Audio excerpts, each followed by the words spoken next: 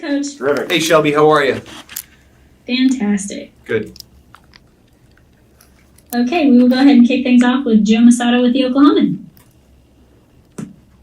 Mark, did Owl and Teo practice with you guys today? We're just sticking with the protocols there. Not going to get into much more detail other than that, but we're at the mercy of those protocols. Not at liberty to say. We're just doing everything we're supposed to do with both of those guys and everybody else, obviously. So I'm just going to leave it at that. I understand. Thanks. Yep, sorry. Thank you. Next, we have Ryan Chapman with the franchise. Hey, Coach, a little different tangent here, if you will. I've had a little bit of trouble kind of pinning down if the Coach's Challenge is going to be carried over into this season. But if it is, last year, obviously, with Billy, did you guys kind of develop a philosophy on what situations you thought it was best used in, or just kind of if the players had a really strong conviction, things like that? Like what was your process with that last year, and have you thought about that coming into this year? Yeah, from what I understand, don't direct this to me, but from what I understand, they're going to vote on the Coach's Challenge with the competition committee at some point.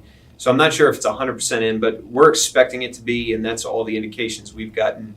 In terms of philosophy, I mean, we're looking for impactful plays. That was the way that we approached it last year.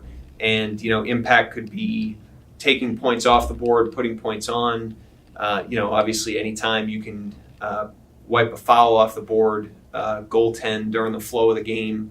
We're just trying to measure impact and then how likely you are to win the challenge. There's really no benefit to losing a challenge. So you want to try to get plays that you have a chance to go get. I think the overturn rate last year was around 40%. So, the chances aren't high because it has to be conclusive. But if there's a chance to get it and it's impactful, we're going to try to go get it. Thanks, Coach. Yep. Next, we have Nick Gallo with Thunder Broadcasting. Hey, Mark, with one more day of practice after this before your first preseason game, what are some of your goals just heading into the next kind of 48 hours of what you'd like to do with your team? Well, we've had a couple of good days of contact here, and tomorrow we'll evaluate the film and, just try to tick forward in a couple areas. But tomorrow will be a lighter day, obviously the day before a game. And then, it's exciting to be able to play against an opponent and, simulate a road game. And we're just going to kind of see where we're at. We're just trying to take it a day at a time and get better each day, stay really rooted in our process, try to, not skip steps. It's almost like that process kind of guides you on what you're doing next. And so we'll try to tick forward again tomorrow, tick forward again before the game against San Antonio, and then we'll evaluate where we're at that point and just repeat that process throughout the whole year. Next, we'll go to Jenny Carlson with the Oklahoman. Hey, Mark, how are you? Hey, Jenny. I'm well. How are you? I'm good. So I've got an important question. This change the NBA has made about no suit jackets. What can we expect out of you guys, attire-wise? We got used to the casual look in the bubble. What do we expect from you guys? I believe it's going to continue to be polos and slacks. Wilson Taylor, who does just about everything for the organization, chooses the outfit and he sends it out to us so we're all on the same page. And so if you guys have any issues with what we do, we'll get him up here and he can answer a couple questions. How do you feel about that? I mean, you spent your coaching career, looking one way, doing one thing. Is it going to be weird, or was it weird last year at all for you? In the bubble with the polos? Not really. I kind of kick and scream when I have to dress up. My wife can tell you that. So I don't mind the polos, but we're willing to be uniform with whatever the rest of the coaches are doing and what the league wants. So we're just going to comply.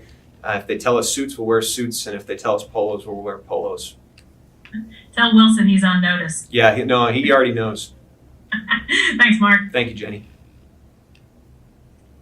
Next, we'll go to Jean-Francois Tremblay.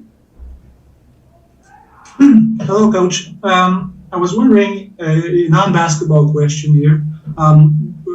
With you being from Massachusetts, I was wondering if you're aware of any lineage or ancestry maybe going back to Quebec in your family.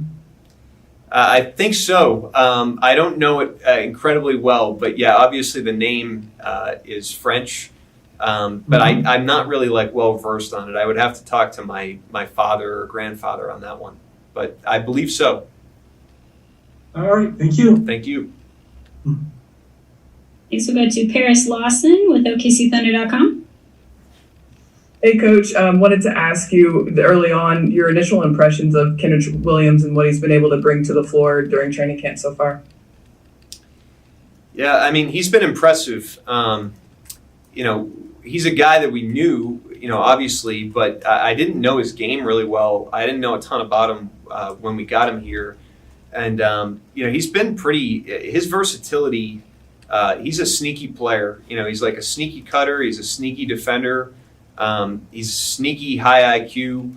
He's very unassuming personality-wise, so he can blend in. But the more you're kind of around him, he's kind of an acquired appreciation. You just kind of appreciate him more and more. He's always kind of around good plays and around good things happening. So he's been nice to get to know. He's a good team guy. He helps glue everything together on both ends. He's done a really nice job. Awesome. Thank you, Coach. All right, guys. Thank you.